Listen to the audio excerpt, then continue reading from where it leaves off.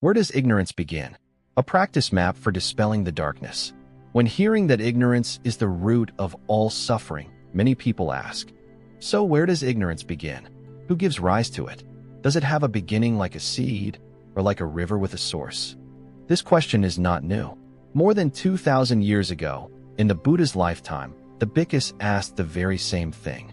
And the Buddha, with awakened wisdom, answered clearly, Bhikkhus, I do not say that there is a first beginning of ignorance such that before that ignorance had not been and then came to be. Why? Because its first beginning cannot be apprehended. What does that mean? It means ignorance is not a phenomenon that first appears at some specific moment, nor is it created by someone. It is like a circle. A circle has no starting point and no ending point. If we try to find the beginning of the circle, we will remain confused, because any point could be taken as the beginning. In the same way, ignorance and samsara are an endless circle. There is no primordial moment we can point to. For example, a child is born with an unripe mind, not yet endowed with wisdom. Many might think, this is when ignorance begins. In truth, that child's consciousness bears the imprints of countless past lives. Habits, tendencies, and karmic forces accumulated before do not vanish. They continue to manifest in this life. Thus, ignorance has accompanied us from before birth and will continue to follow us unless we strive to transform it through practice. Another example, imagine you are standing in a dark room. Someone asks, when did this darkness begin? Can you answer? The darkness may have been there for hours, days, years, even since the room was built. But in essence, darkness is merely the absence of light. It has no beginning and no independent substance.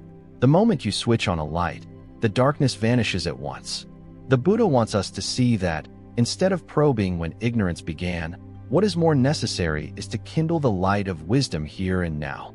In practice, the habit of endlessly asking, where does ignorance come from, can itself become a wrong view. It leads us into the loop of debate. It is like a person standing before a locked door who, instead of finding the key to open it, sits discussing when the door was closed, who closed it, and why. Meanwhile, the real issue is how to open the door and step outside. Ignorance is the same. It is not important when it arose. What matters is whether we are bound by it and how we free ourselves. For this reason, in many discourses the Buddha often emphasized, what can be known, he has pointed out. What does not benefit liberation, he does not speak about. When asked about the origin of the world or where ignorance comes from, the Buddha often remained silent. Not because he did not know, but because such questions do not lead to liberation. If he answered, listeners would cling to arguments that are useless for ending suffering. A famous story in the scriptures illustrates this. A bhikkhu asked the Buddha, World-honored one, is this world finite or infinite, with a beginning or without a beginning? The Buddha kept silent. The monk was perplexed.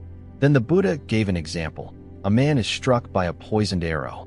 Instead of hastening to have it pulled out to save his life, he insists on knowing who shot it, from which clan, what wood the shaft is made of, what poison is on the tip. Meanwhile, he is dying because he refuses treatment. Likewise, we have been struck by the poisoned arrow of ignorance, craving, and suffering.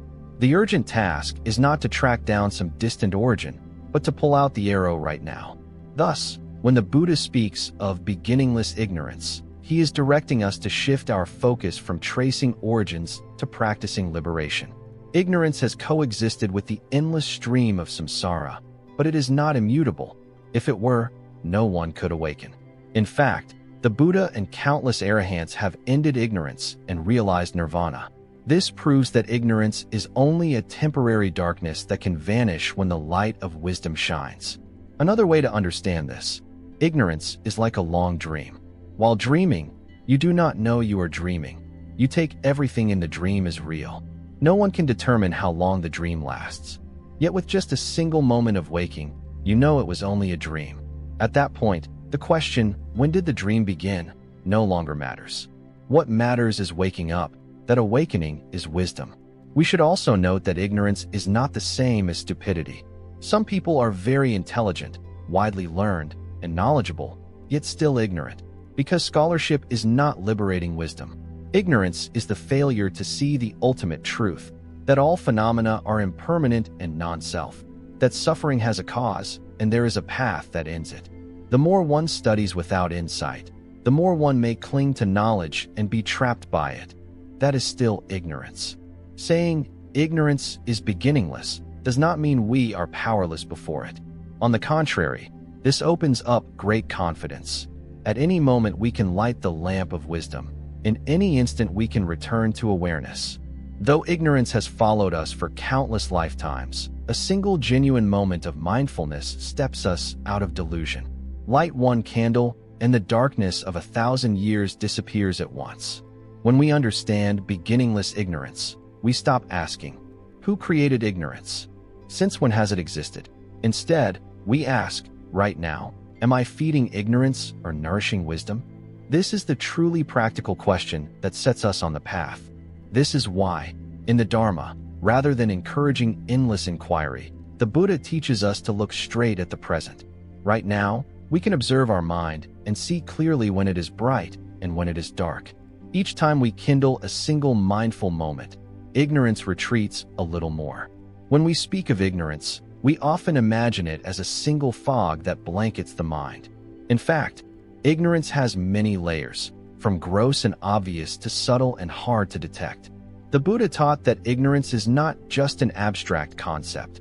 It is present in every gesture, every arising thought, every way we view ourselves and the world.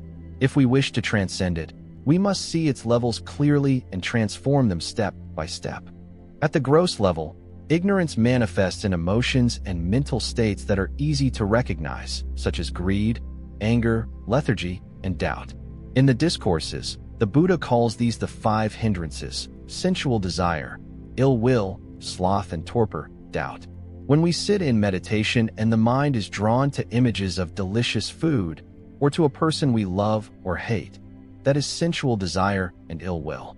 When we have not sat long and the eyes droop, the mind grows murky like a fog, that is sloth and torpor. When we doubt the practice, doubt ourselves, not knowing which way to go, that is doubt. These are like thick storm clouds that shroud the sky of the mind, preventing wisdom from shining.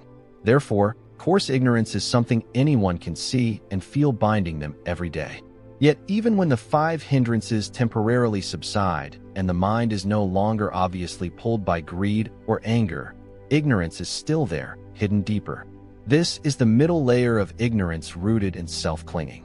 We are accustomed to believing there is a real I, a solid, enduring mind. When someone praises us, we rejoice, thinking, I have been elevated. When someone criticizes us, we suffer, believing, I have been diminished. When this body is ill, we are afraid, imagining that I am being destroyed. All of this stems from grasping at a self that is, in fact, unreal. In the middle-length discourses, the Buddha taught, Bhikkhus, whatever is impermanent, whatever is subject to decay, should be seen clearly thus. This is not mine, this I am not, this is not myself. Because of ignorance, we fail to see in this way and thus continue to suffer. There is a story often told by teachers to illustrate this middle ignorance. A man walking through the market hears someone speak ill of him. His heart tightens at once. His chest flares with heat. He goes home and, even lying down, remains resentful, turning it over and over, feeling grievously offended. But in the end, what exactly was offended? A sound issued from the other person's mouth, vibrated through the air, became a noise, and then vanished. Honor is only a concept people have created. Yet he is convinced there is a real I that was harmed, so he suffers intensely. That is middle ignorance, harder to detect than the hindrances, yet far more hidden and persistent. Then there is the deepest layer, called subtle ignorance.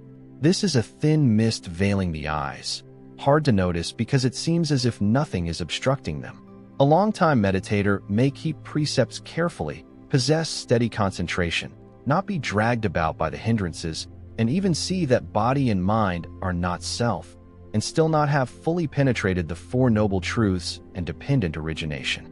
Somewhere there remains a trace of grasping that there is something permanent, something certain to rely on. That is subtle ignorance. In the connected discourses, the Buddha said, because of this ignorance, Bhikkhus, there is not knowing, not seeing, not fully understanding, not attaining rightness, not knowing and not seeing. Beings wander on in the round of birth and death.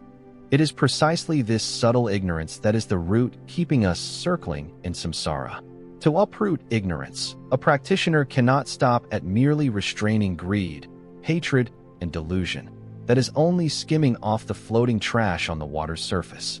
If we want to see the bottom of the lake, we must let the silt settle and then use clear water to examine and filter it. Middle and subtle ignorance demand profound insight. Only when we see impermanence, suffering, and non-self in each phenomenon, in each moment, and see that all things arise dependently without any separate essence, does ignorance gradually dissolve.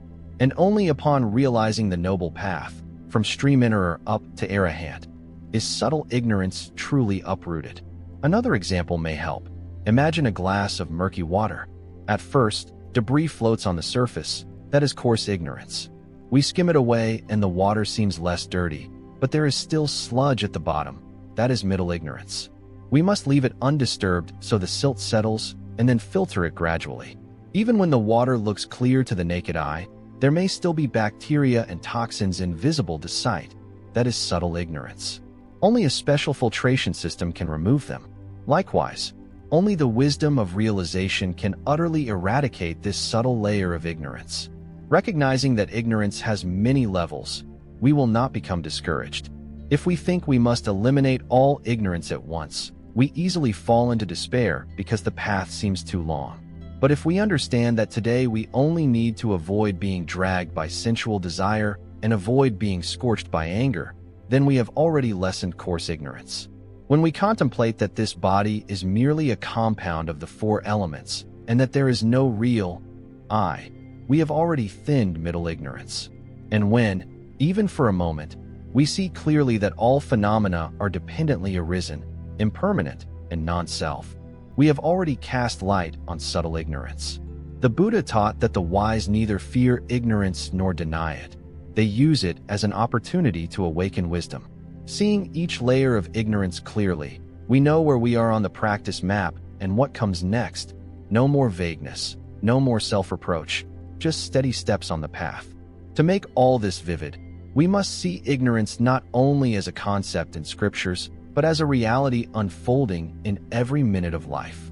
When speaking with someone, when facing a challenge, when hearing praise or blame, do we notice coarse, middle, or subtle ignorance arising?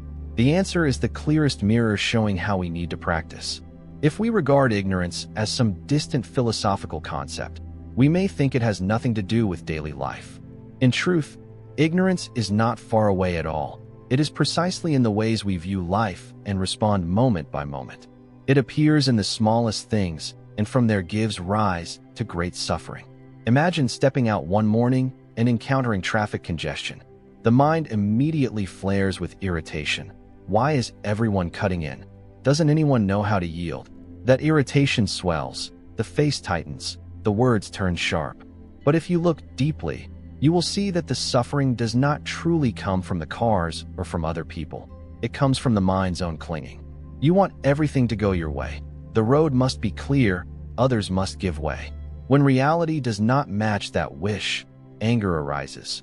That is everyday ignorance. Failing to see that everything is impermanent and that we cannot force life to run according to our will. In the family, sometimes a single curt remark from a loved one is enough to make us suffer. A child answers tersely and a parent feels disrespected. A spouse forgets an anniversary and we conclude they no longer love us. The truth may be simple. The child was merely careless. The spouse simply forgot. But because of ignorance, the mind projects stories, builds a whole narrative, and then imprisons itself in resentment and blame. The suffering does not lie in the event itself, but in how we view it. At work, ignorance is also constantly at play.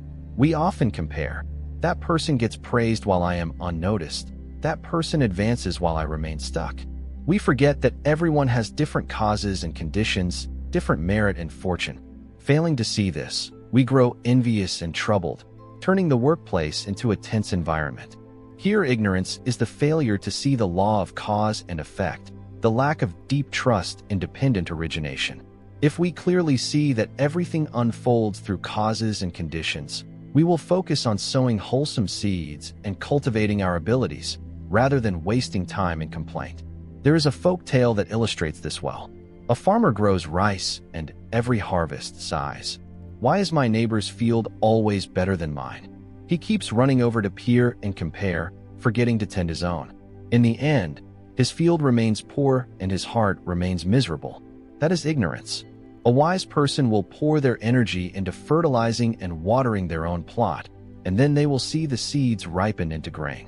Everyday ignorance also shows up in how we judge ourselves. Many people spend all day belittling themselves. "I am incompetent. I am useless. I cannot do anything." That too is a form of ignorance, because we fail to see the truth that every person has wholesome seeds and the potential for awakening. Others swing to the opposite extreme. "I am the best. I surpass everyone." That is also ignorance, for it fails to see impermanence. Today one may be skilled, tomorrow one may decline. Both inferiority and arrogance are two sides of the same ignorance that does not see the true nature of things. In the numerical discourses, the Buddha taught, "Bhikkhus, there are 4 kinds of people: those who go from darkness to darkness, from darkness to light, from light to darkness, and from light to light. One who lives in ignorance and yet commits unwholesome deeds goes from darkness to darkness. One who lives in ignorance but arouses a wholesome mind goes from darkness to light. One who has wisdom but becomes heedless goes from light to darkness. And one who has wisdom and continues to cultivate merit goes from light to light." This teaching reminds us that ignorance is not an unchangeable fate. Each action and each thought in daily life can turn darkness into light, or the other way around. What matters is that we learn to look back at ourselves in everyday living. Whenever the mind gives rise to sadness or anger, we ask, where does this suffering truly come from? Is it from that person or that event, or from our own clinging, from the ignorance operating within us? Simply pausing to ask that question is already a step out of ignorance. Ignorance is powerful only when we do not recognize it. Once it is named, it loses strength, like darkness receding the moment we switch on a light.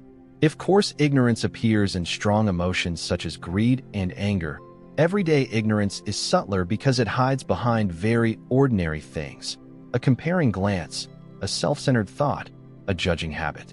Without mindfulness, we easily mistake these for natural personality traits and do not realize we are being driven by ignorance. Therefore, practicing mindfulness in the smallest actions, washing dishes, walking, eating, is the most effective way to notice ignorance the moment it flickers up. From daily life, we also learn precious lessons. When we listen to loved ones without judging, we are breaking a part of ignorance. When we can smile in a traffic jam and accept conditions as they are, that too is the light of wisdom. When we put ourselves in others' shoes and empathize with their suffering, the seed of compassion is watered and ignorance naturally recedes. Ignorance does not need to be defeated. It will dissipate by itself when the lights of wisdom and compassion are kindled. Understanding ignorance, we see that the path of practice does not lie only on a cushion or in scriptures, but in every moment of living. Daily life itself is the practice ground where we transform ignorance. To see the true power of ignorance, we need to look at it in relation to dependent origination, the comprehensive map the Buddha gave to explain the cycle of rebirth. In those 12 links, ignorance stands first.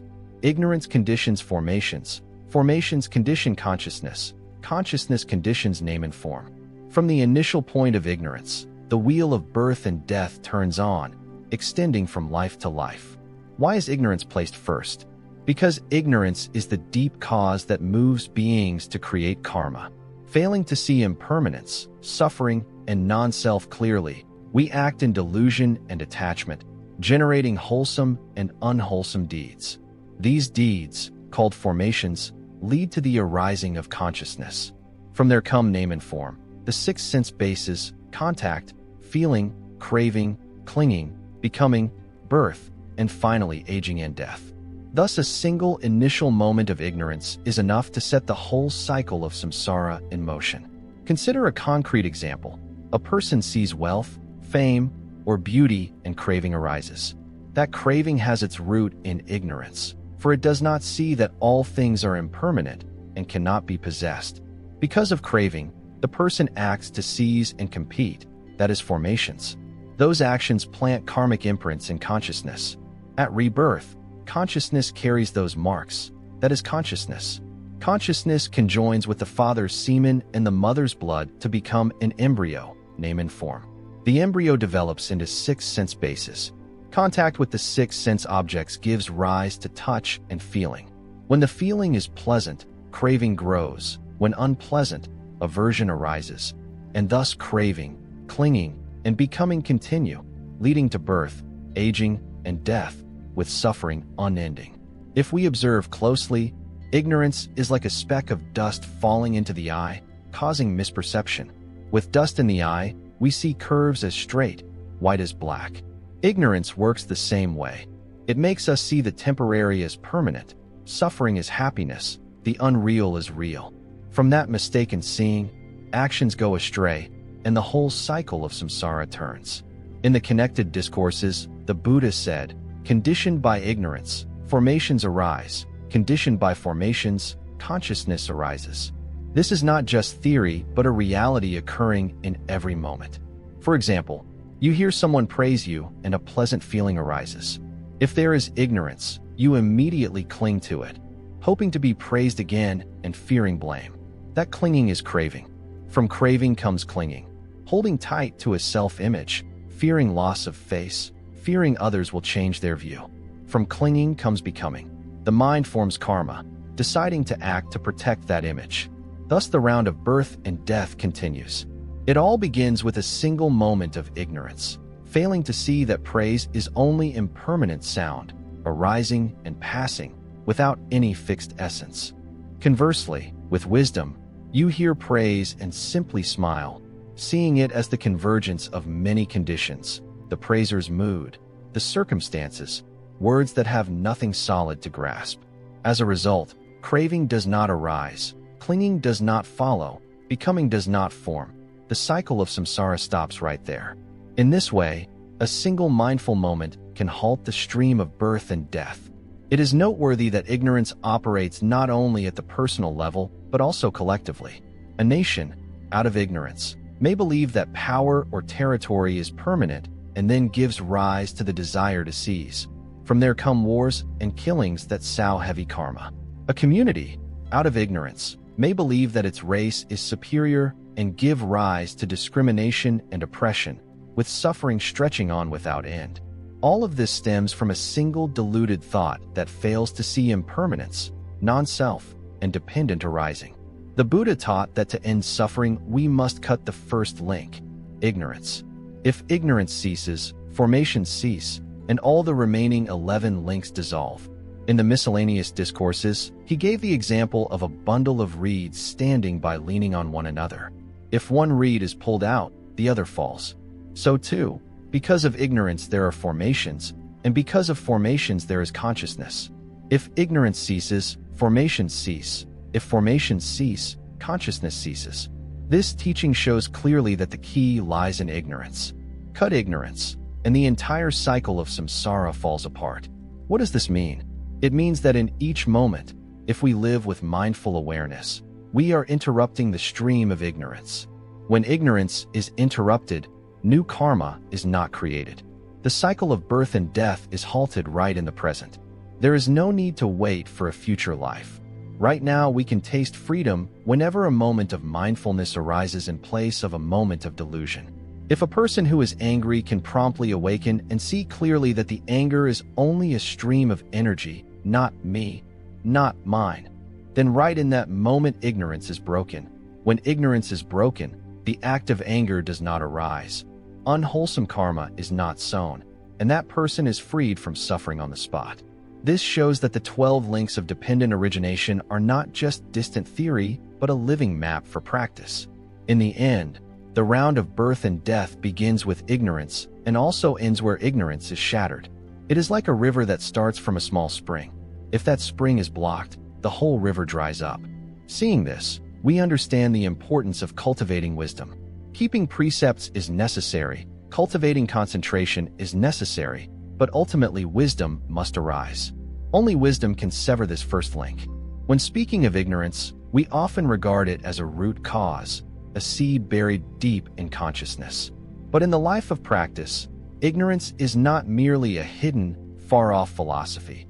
It also appears as concrete, easily recognized obstacles that hinder the practitioner's steps on the path.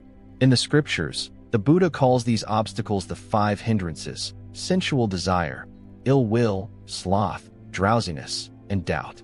The 5 hindrances are like 5 bandits blocking the road. A woman traveler wishes to go far, but along the way 5 bandits take turns obstructing her, so she cannot reach her destination. A practitioner wishes to attain wisdom, but if still dominated by the 5 hindrances, the mind cannot be tranquil, cannot enter concentration, and wisdom cannot arise. First is sensual desire, the mind's craving for pleasures, for what gratifies the eye, ear, nose, tongue, body, and mind. While sitting meditation, the mind may fly off to think of delicious food, a loved one, or unfinished work.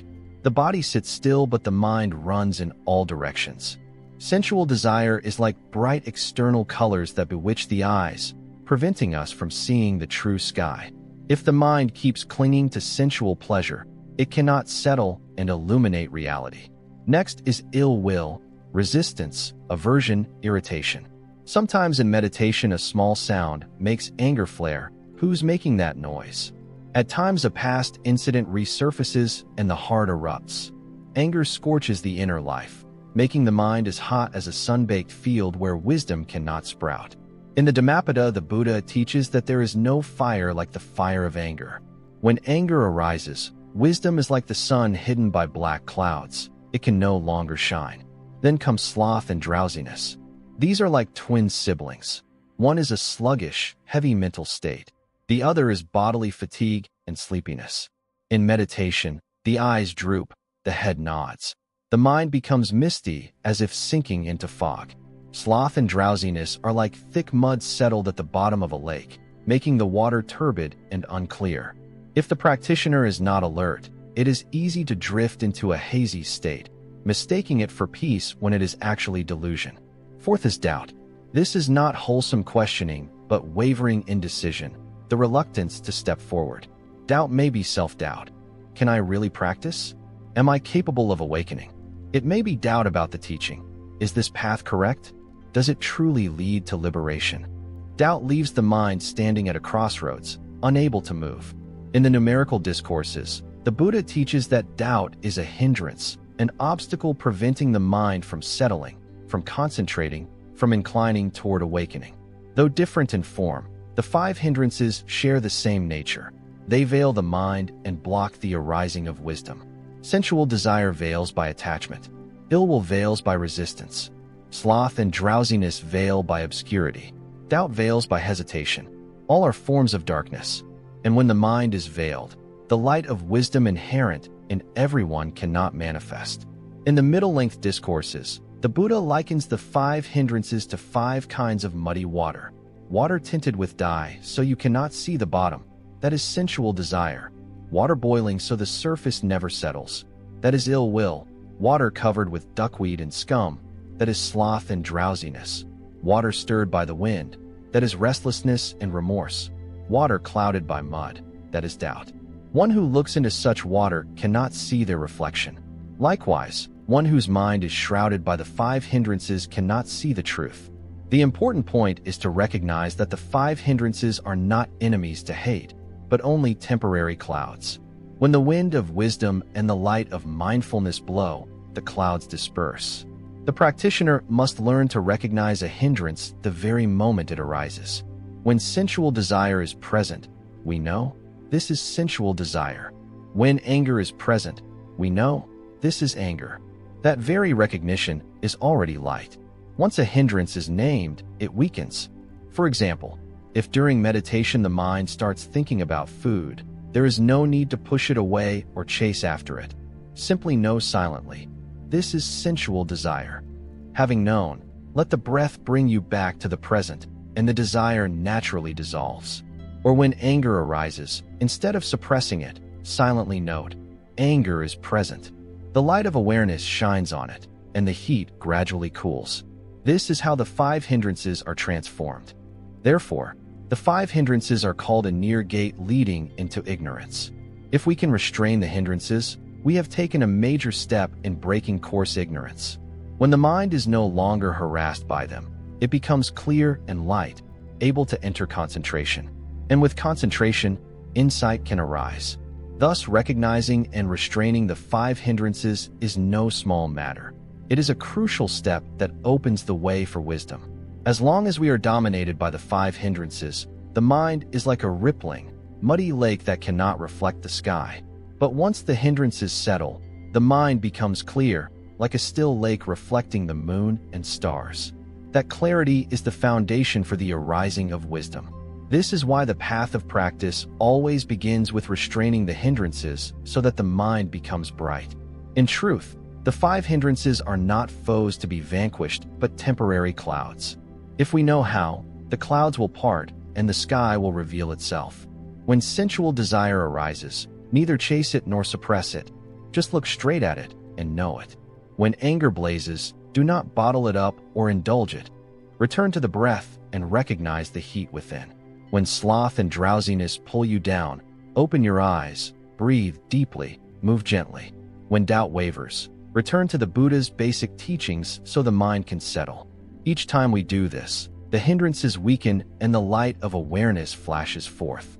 In the middle-length discourses, the Buddha gives another example. The 5 hindrances are like 5 obstructions that prevent us from seeing reality clearly. One overcome by sensual desire is like a person wearing tinted glasses, seeing everything stained by a single hue. One overcome by anger is like boiling water that cannot reflect an image. One overcome by sloth and drowsiness is like water covered in scum and moss.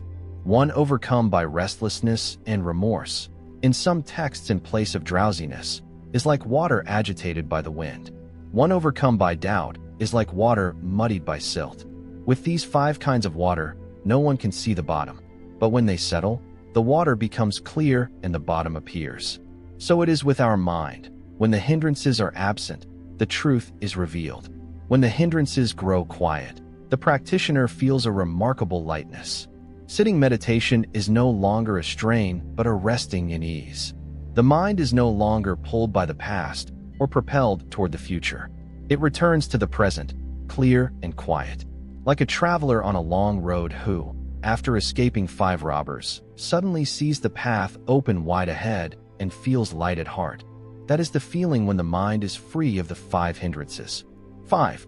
That state is called a bright mind, or a mind clear like crystal. When the mind is bright, the practitioner can easily enter the absorptions. Concentration arises not from forcing, but because the mind naturally abides. In that light, the practitioner sees each breath, each sensation, each arising thought clearly, without being obscured by them. That is when wisdom has the chance to manifest. Here is a simple image. Imagine you have a mirror. If the mirror is dusty, you wipe it and the image appears clearly. But if the mirror is cracked within, no matter how much you wipe, the image will still be distorted. A mind afflicted by hindrances is like a dusty mirror. Just wipe it clean and it will shine again. When the mind is bright, you see everything accurately, without distortion, and from there you can use wisdom to see more deeply, to the very root of ignorance. It is crucial to remember that a bright mind is not the final goal. It is a foundational state, a launching pad. If we stop at a bright mind, we may feel pleasant and peaceful, yet still not have cut through ignorance. It is like a person standing on the shore, seeing calm seas, thinking they have reached the destination while the whole ocean still lies ahead. Thus the Buddha kept reminding us, concentration is for the sake of wisdom. A bright mind is a means for the arising of insight, not the end. Yet we should not belittle a bright mind, because without it wisdom rarely has a chance to arise. If the mind is still agitated, full of greed and anger, then no matter how much we study or listen, what we gain is only knowledge, not liberating insight. Only when the mind is bright do our studies become living truth. Just as only a still surface of water reflects the sky, only a bright mind can reflect the impermanent, unsatisfactory, and non-self nature of all phenomena. Once, a meditator asked his teacher, "Master, I have sat for many years, and yet wisdom has not arisen. Why is that?" The teacher smiled. "Look again. Are the hindrances still present in your mind? If they are, then no matter how long you sit, your mind is not yet bright and cannot give birth to wisdom." The meditator looked within and realized he was indeed often shrouded by sensual desire and doubt. From then on, he focused on recognizing and releasing the hindrances. As they weakened, he found his mind brightening and wisdom beginning to flash forth. Therefore, the 5 hindrances are not mere concepts but daily practice points. Whenever sensual desire arises, recognize it. Whenever anger surges, cradle it with the breath. Whenever sloth pulls you down, open your eyes and practice walking meditation. Whenever doubt appears, return to trust in the triple gem. Each time, you wipe off another layer of dust from the mirror of the mind. Gradually the mirror shines, and the light of wisdom has space to shine through. When the mind is less shrouded by hindrances, a bright path opens before us. But to walk it without getting lost, the Buddha gave us a clear, concise, and complete itinerary. Virtue, concentration, wisdom. This is a 3-stage path, or, in other words, a 3-legged stand. If one leg is missing, the stand falls. If all 3 are present, the practitioner can walk steadily toward insight, cutting off ignorance. First is virtue. Virtue is the foundation of all practice. One who keeps precepts knows how to stop actions that harm oneself and others. Not killing, not stealing, not sexual misconduct, not lying, not intoxication. These 5 basic precepts are enough to make life peaceful and the heart light. Keeping precepts is not bondage, it is freedom. Like obeying traffic laws when driving. Not to be constrained, but to travel safely. One who breaks precepts is like someone speeding through the night, likely to cause harm to self and others. One who keeps precepts is like a person walking a well-lit road, steady, unafraid. A simple example. If we keep the precept of truthfulness, we no longer need to cover things up or fear being found out. The heart is therefore light and at ease. From that ease, the mind can settle into concentration. If we lie, anxiety about being exposed keeps us restless, and even sitting meditation is uneasy. Thus, virtue is the foundation upon which the spiritual house is built. Without a foundation, a house cannot stand. Next is concentration. When virtue is firm, the mind is no longer tossed about by remorse or unease and can more easily enter concentration. Concentration is the capacity to focus, to abide, to be undistracted. A concentrated mind is like a calm lake reflecting the clear blue sky. A mind without concentration is like rippling water that distorts whatever it reflects. In concentration, the mind is not dragged by the past or pushed by the future. It abides fully in the present. In the foundations of mindfulness, the Buddha taught many ways to steady the mind. Contemplation of body, feelings, mind, and phenomena. Breathing and mindfulness, walking with ease, these nourish concentration. Concentration is not confined to the cushion, it lives in each act. Washing dishes and only washing dishes, without drifting. This is practicing concentration. Eating and only knowing each bite of food. This, too, nourishes concentration. Concentration is like a lamp gathering light to shine clearly on one point, without scattering. Finally, wisdom. This is the aim, the destination. Wisdom here is not information, but a direct seeing of reality. It lets us see impermanence, suffering, and non-self, to realize the 4 noble truths, to understand dependent origination. When wisdom is present, ignorance shatters like darkness before the sun. Virtue, concentration, and wisdom are intimately connected. Virtue is the foundation, concentration the pillars, wisdom the shining lamp. Without virtue, the mind is too agitated to concentrate. Without concentration, wisdom struggles to arise. Without wisdom, the path does not reach its goal. Hence, none of the 3 can be neglected. In the Dhammapada, the Buddha summarized the path. Abstain from all evil, cultivate the good, purify the mind. This is the teaching of the Buddhas. Abstaining from evil is virtue. Purifying the mind is concentration, and from there wisdom arises. All 3 stages are contained within those 4 brief lines. A familiar image illustrates this: building a house. Virtue is the solid foundation. Concentration is the sturdy frame. Wisdom is the light within. With only a foundation, the house is not yet built. With foundation and frame, but no light, the house remains dark. Only with all three does the house become a safe, bright dwelling. So it is with practice. Some think concentration alone is enough. They become intoxicated with the peace of meditative absorption, mistaking it for liberation. But the Buddha warned, concentration without wisdom is like clear water that has not been boiled. Microbes remain. Only wisdom eradicates ignorance at the root. Others think that study alone suffices, but without virtue and concentration, that wisdom is mere intellection, not liberating insight. Therefore, the Buddha emphasized, virtue, concentration, and wisdom must go together. They are inseparable. If the practitioner perseveres along this path, step-by-step transformation becomes clear. With virtue, the mind is less uneasy. With concentration, it is calm. With wisdom, it is lucid.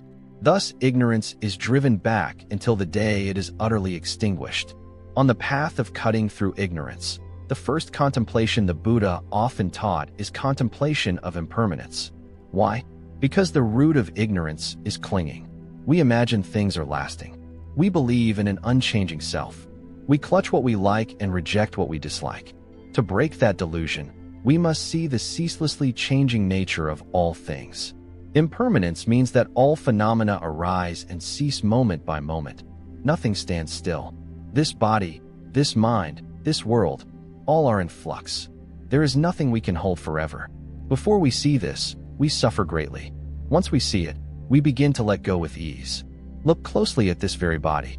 From birth until now, our body has changed countless times.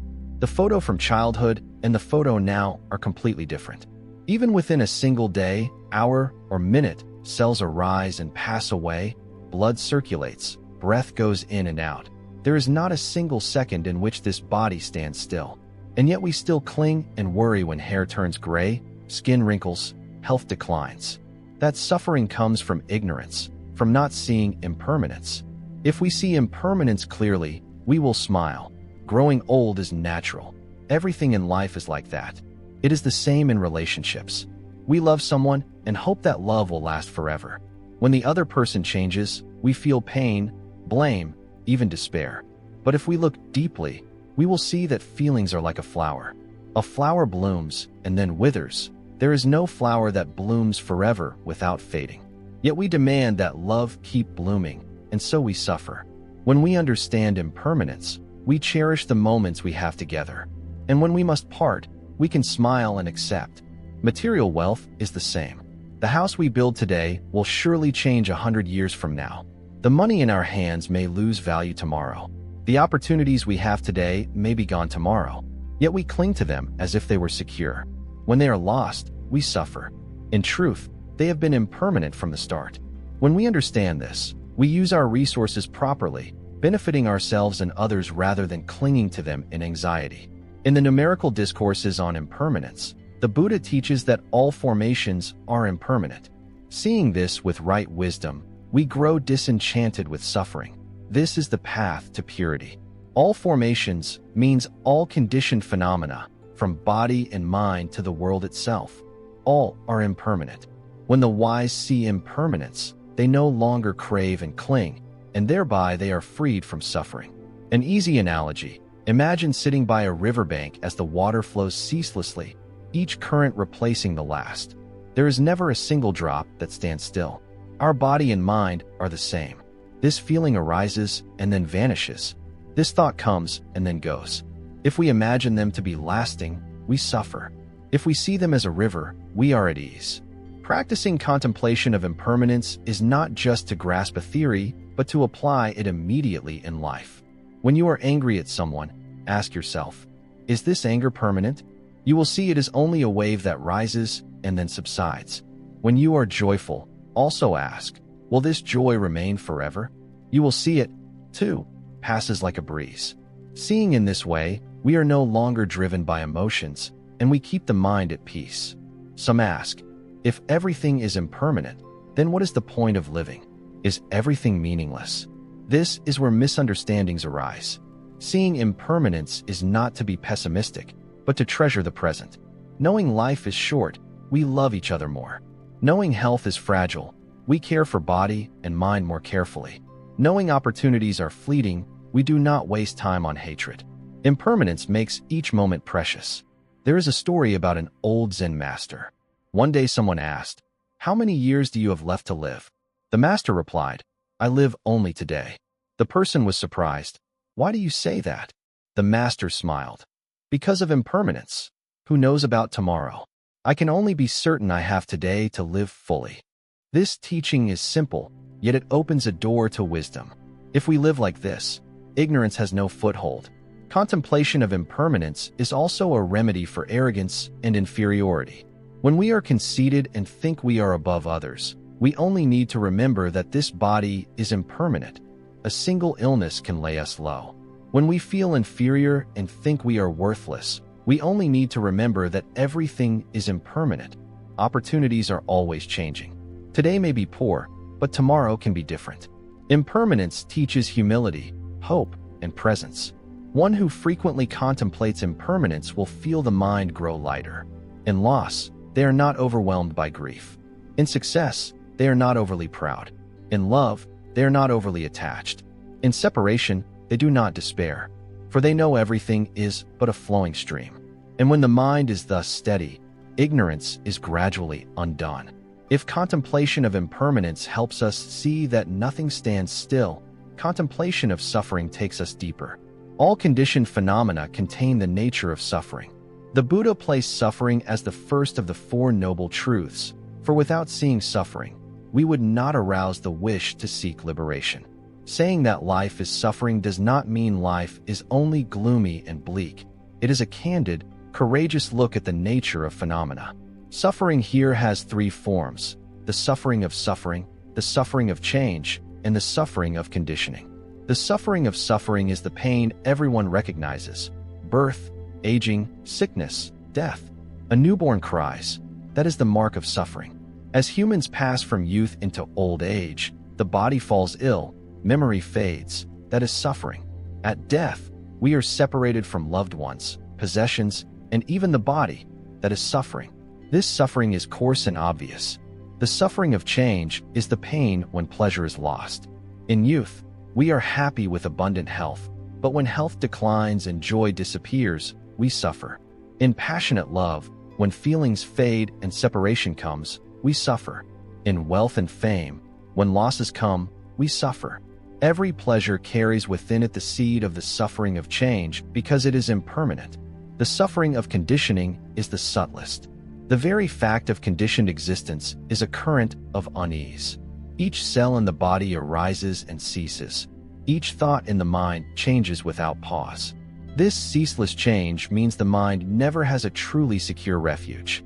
Even when we feel content, deep down there is a hum of restlessness.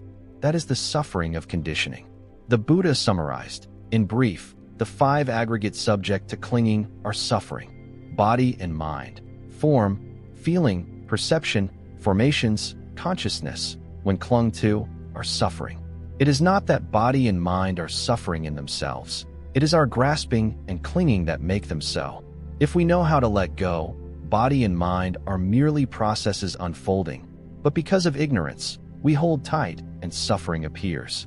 Consider an everyday example. Someone lands a good, high-paying job. At first they are happy, but soon they worry about losing it. Worry that someone more capable will replace them.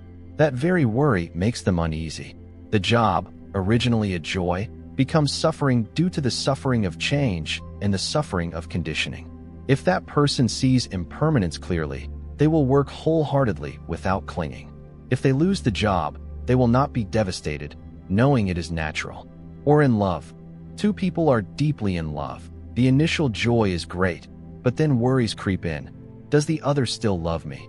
Is there someone else? Joy is mixed with fear. When the love fades, suffering bursts forth. This is precisely the suffering inherent in worldly pleasures. They always contain the seed of dissatisfaction. Contemplating suffering is not to reject life, but to see its limits so we do not cling. One who sees suffering no longer chases the illusion that true happiness lies in wealth, romance, or power. They still live, work, and love, but with a mindful heart. Knowing that all joys and sorrows are temporary, they do not attach. Because of this, they are more at peace than those who do not see suffering. Some ask, if we contemplate suffering, will we become pessimistic and lose our zest for life? In fact, the opposite is true. Those who do not see suffering are the ones prone to despair, because they keep chasing everlasting happiness and then are shattered when it fails them. Those who see suffering are serene, because they know nothing is permanent. When joy arises, they enjoy it without clinging. When pain comes, they accept it without resentment. Thus their mind is at peace.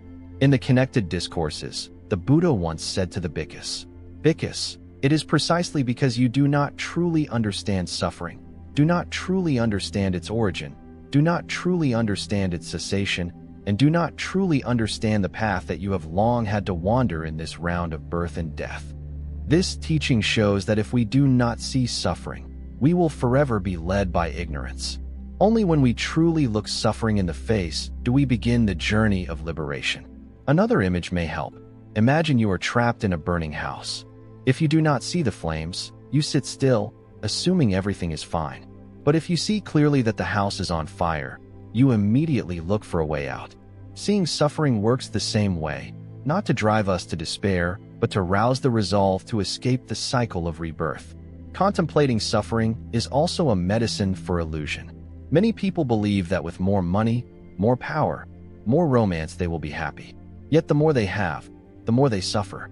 The rich still worry, the powerful are still insecure, those in love still suffer, because all these things are impermanent and contain the seeds of decay. Seeing this clearly, we are less deluded, less driven to chase, and the mind gradually relaxes. If practitioners regularly contemplate suffering, they will see craving diminish. When craving weakens, ignorance weakens. When ignorance weakens, the cycle of rebirth loosens. This is the power of this contemplation. If contemplation of impermanence shows us that everything is always changing, and contemplation of suffering reveals the inherent dissatisfaction of life, then contemplation of non-self is the sharp sword that cuts the root of ignorance. For the deepest ignorance is self-clinging, the belief in a truly existing, solid I that owns and controls body, mind, and world. As long as self-clinging remains, suffering remains. When self-clinging dissolves, wisdom shines forth. The Buddha repeatedly affirmed, "This is not mine, this I am not, this is not myself." He said this regarding all five aggregates: form, feeling, perception, formations, consciousness.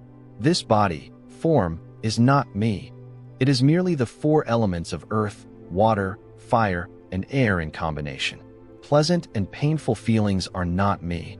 They simply come and go. Perceptions, memories, images are not me. They are repeated impressions. Mental activities and reactions, formations, are not me. They arise and cease. Discernment and awareness, consciousness, are not me. They are like a lamp flickering on and off. Within these five aggregates there is nothing that can truly be called I. Because of ignorance, we mistake them for a self. When the body hurts, we cry, "I am in pain." When someone insults us, we say they have offended me. When we lose property, we lament that I have suffered loss. Everything revolves around this imagined I. This I is like a ghost, without any real substance, yet it terrifies and torments us. Look deeply into the body. It is made of the food we eat, the air we breathe, the water we drink. Lacking any one of these, the body cannot exist. Does the body have an independent self? Clearly it does not.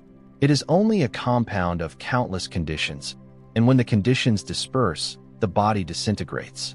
Yet we keep calling it me, then fear aging, illness, and death. If we see non-self clearly, we accept aging, illness, and death as natural processes. It is not that I am lost.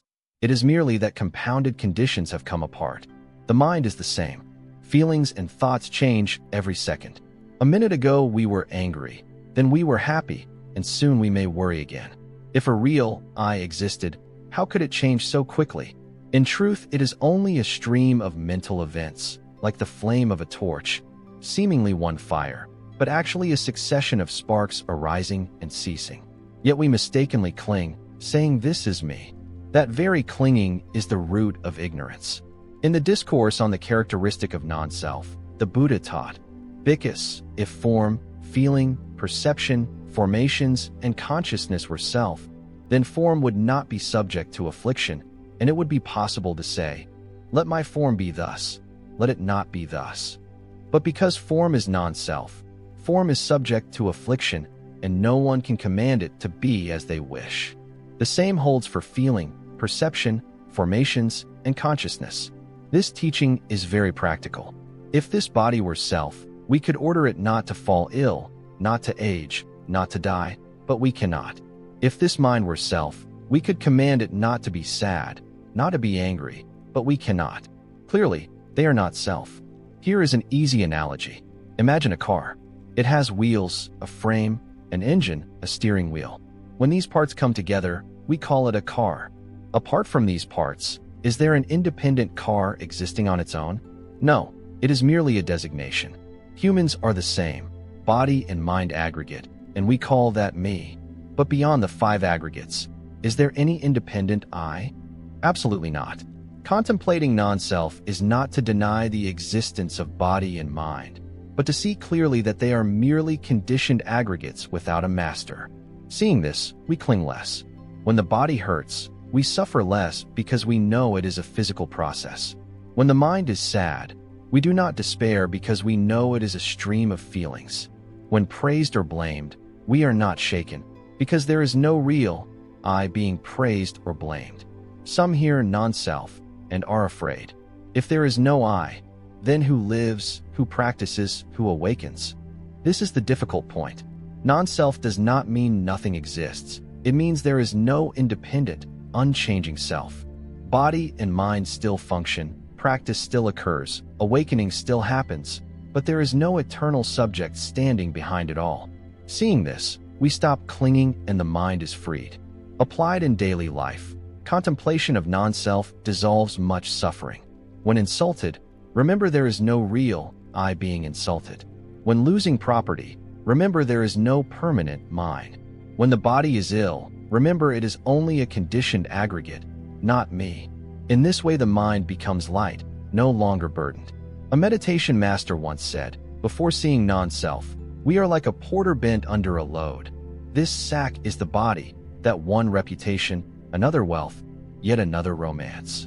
The shoulders sag and the steps falter. Seeing non-self, we put down the load. The sacks are still there, but there is no one carrying them. Suddenly it is weightless.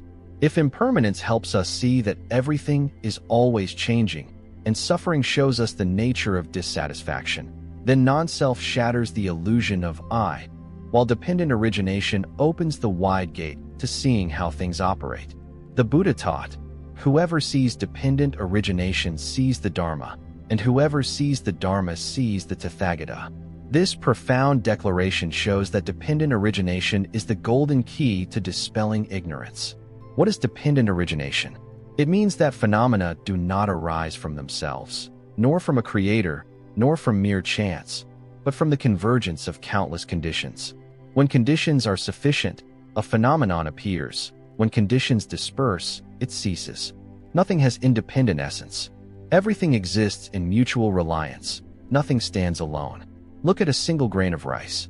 In that grain are the rains of the sky, the light of the sun, the soil, and the labor of the farmer. Lacking any one factor, the grain could not exist. Thus a grain of rice does not arise by itself.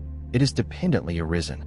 When we eat rice, we are not merely eating a grain, but receiving sky and earth and the efforts of people. Seeing this, we feel gratitude and humility. Or take a flower. A flower appears because there is a seed, soil, water, sunlight, wind, and someone to tend it. The flower has no separate self. It is an expression of countless conditions. To see a flower is to see the entire universe. When conditions disperse, the flower withers. When conditions are sufficient, it blooms. The flower is neither granted by a deity nor born of randomness. It arises from conditions coming together. Our body and mind are the same. This body is formed by the four elements, born of our parents, nourished by food. This mind is shaped by innumerable causes and conditions, education, environment, habits, and past karma. Nothing in us is self-existing. All is dependently arisen. Seeing this clearly, we can release self-clinging. In the Sayukta Agama, the Buddha taught, when this is, that is, with the arising of this, that arises. When this is not, that is not, with the cessation of this, that ceases.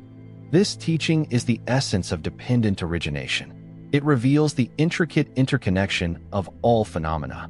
As in the 12 links, because of ignorance, formations, because of formations, consciousness, because of consciousness, name and form. Each link is connected, none exists on its own. Without seeing dependent origination, we easily fall into two extremes, eternalism and annihilationism. Eternalism is the belief in something unchanging and everlasting, such as an immortal soul. Annihilationism is the belief that everything is mere accident, that death is the end and nothing remains. Both are mistaken. Dependent origination shows a middle way.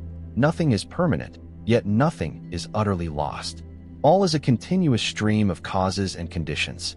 Consider the flame of a lamp. Yesterday's, today's, and tomorrow's flames are not the same, yet they do not disappear completely. The flame passes from drop to drop of oil. So too with body and mind. There is no unchanging self, yet it is not that everything simply ends at death. The stream of karma carries on from life to life like the flame being passed along. This is the wisdom of dependent origination in daily life. Applying it, we stop blaming and self-blaming. Faced with difficulties, we do not say, "It's all my fault," or "It's all yours." We see that problems arise from many converging conditions. When successful, we are not arrogant, thinking it is solely our talent. We know success depends on many factors: the help of others, societal support, a healthy body. Seeing dependent origination, we feel gratitude instead of conceit, empathy instead of blame. Some say, if everything depends on conditions, then I need do nothing, just let things be. This is a misunderstanding. Dependent origination shows that our actions today are causes that condition tomorrow. Not acting is also a condition. Therefore, we must sow wholesome causes to reap wholesome results. To see dependent origination is to see responsibility, not resignation.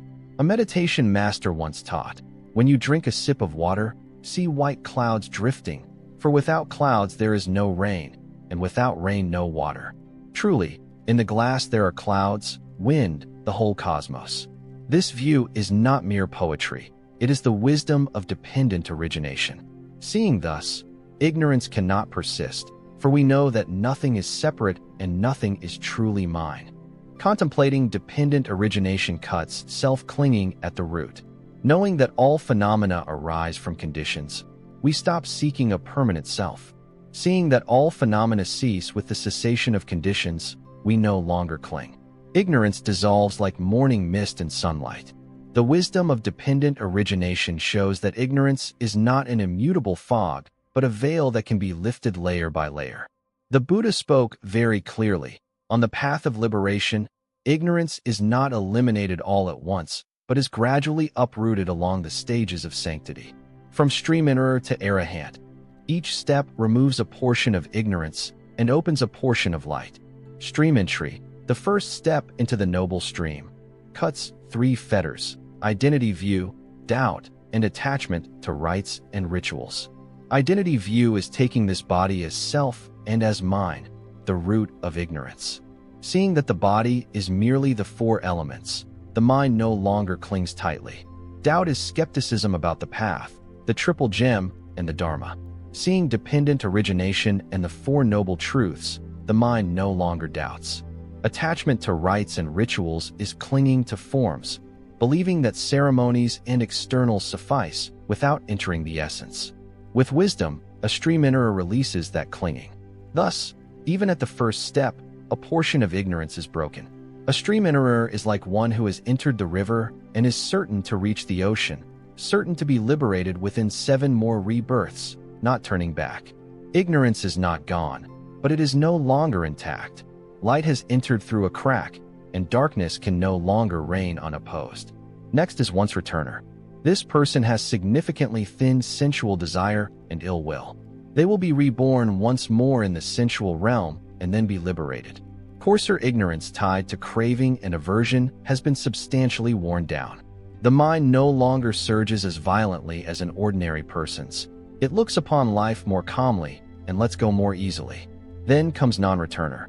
One at this stage has completely abandoned sensual desire and ill will within the sensual realm. They will not return to the sensual world, but will be reborn in the form realms and from there attain arahantship. Ignorance bound up with craving and anger is almost entirely ended. Their mind is at peace, no longer lured by worldly pleasures nor scorched by resentment. Finally, the arahant, the highest noble one, has cut all 10 fetters, shattered every trace of ignorance, and holds no clinging whatsoever. There is no further rebirth, for ignorance, the root of samsara, has been uprooted. An arahant is like one who has reached the far shore and is no longer swept by winds and waves. Looking at the 4 noble fruits, we see clearly that ignorance is dismantled gradually, not in a single leap. Each stage lifts another veil. This is a great consolation. Often we think ignorance is too vast. How could we uproot it in this very life? But knowing it can be removed piece by piece, we persist. We need not wait until arahantship to enjoy the light. As soon as we enter the stream, a measure of darkness has already dispersed.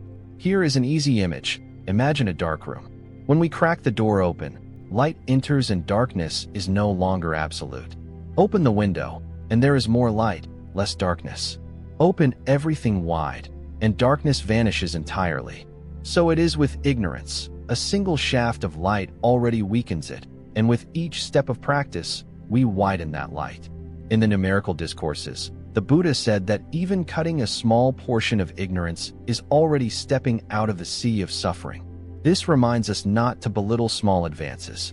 Each time we clearly see a moment of anger or craving, each time we loosen self-clinging even a little, a portion of ignorance has dissolved.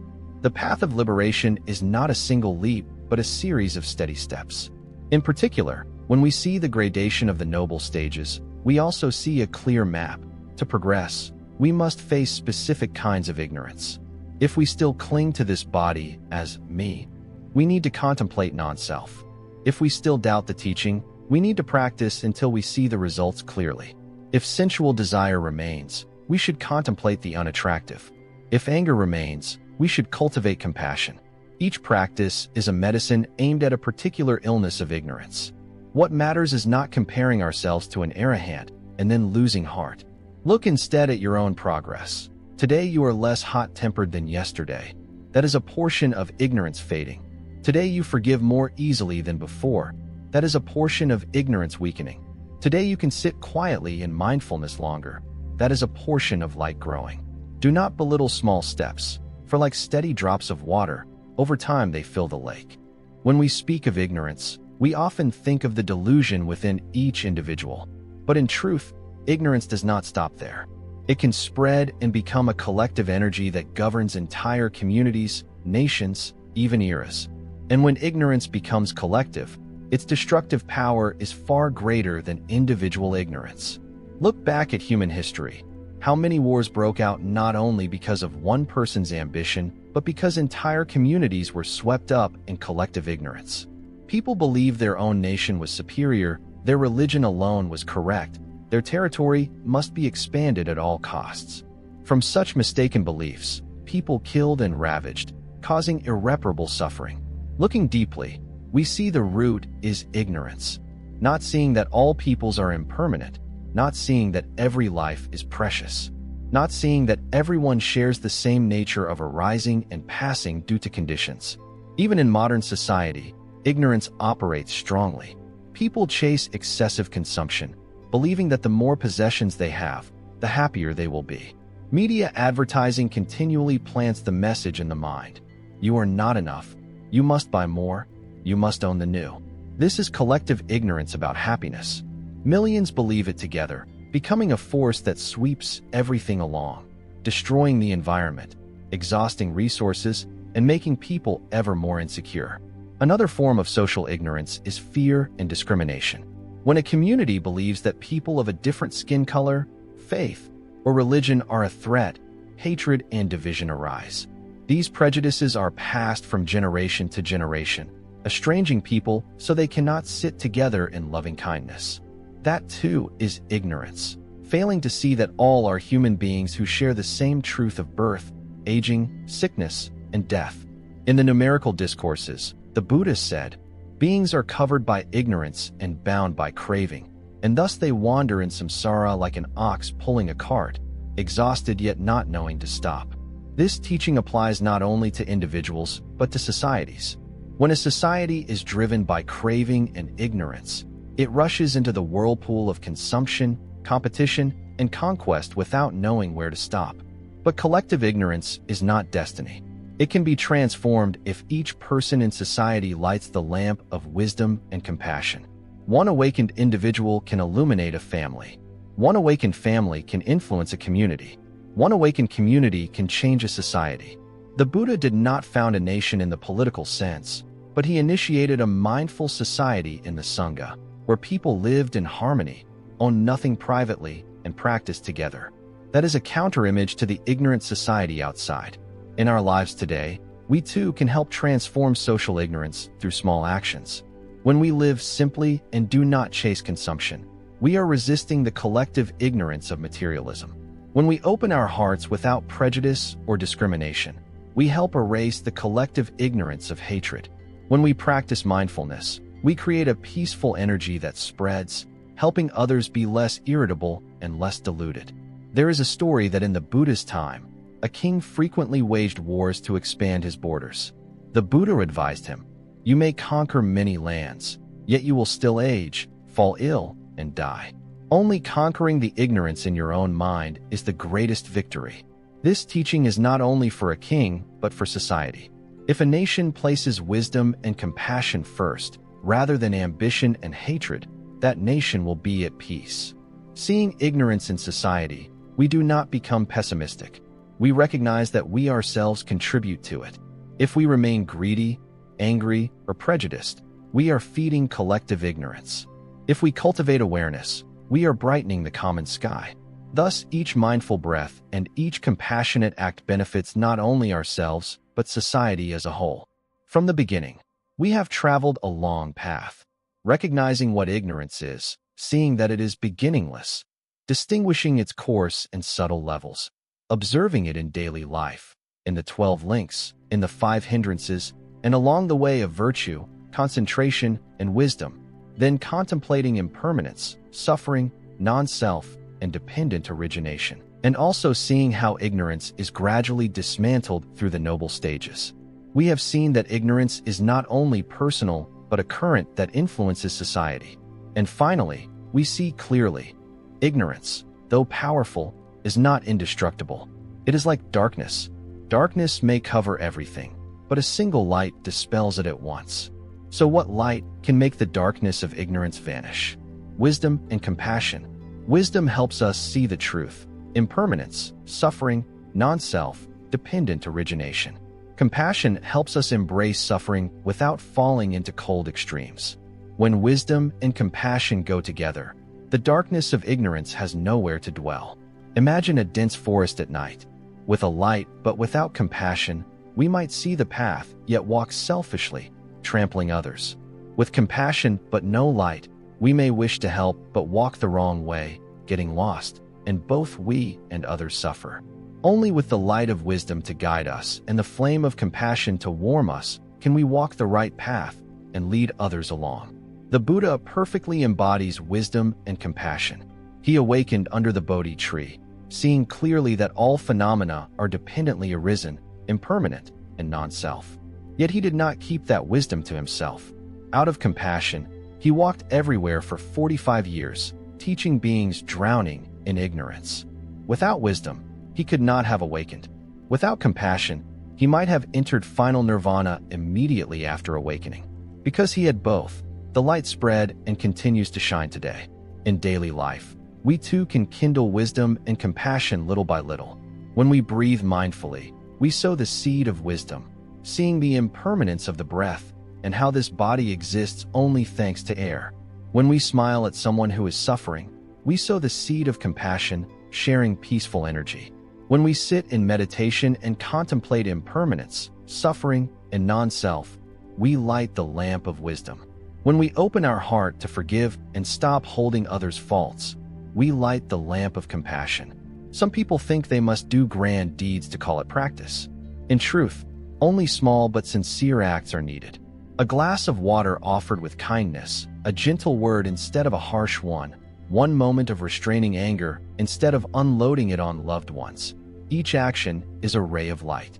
When many rays gather, the room of ignorance brightens. Ignorance may be beginningless, but that does not mean we are powerless, because the light of wisdom can shine right now. With just one mindful moment, one moment of compassion, a portion of ignorance has already dissolved. The wise do not wait to become saints to see the light. They enjoy each ray of light in every step, every breath. A meditation master once said, "Do not wait for the day ignorance disappears entirely before you live in peace. Live in peace the very moment a little ignorance is broken." Indeed, the path is not in some faraway destination, but in each step. Every mindful step is already light, already partial liberation. Looking closely, we see ignorance is not a mighty monster somewhere out there. It is merely the absence of light. When light appears, it vanishes. That light is not borrowed from anywhere. It has always been present in each person's heart. The Buddha does not grant us wisdom. He simply shows the way so we can illuminate ourselves. And when we illuminate ourselves, we clearly see.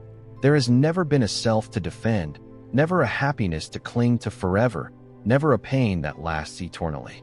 All is just the flowing of dependent conditions. Seeing this, we put things down and ignorance dissolves. What matters is that when this light flares up, we do not keep it to ourselves. We share it through words, actions, and our very presence. Those who come near can feel the peace and are less deluded. That is how we extend the light of wisdom and compassion into society. Finally, remember, darkness may have lasted 1,000 years, but a single candle dispels it. Ignorance may have followed us since beginningless time, but with just one moment of awakening, it too dissolves. Do not underestimate a single mindful breath or a compassionate smile.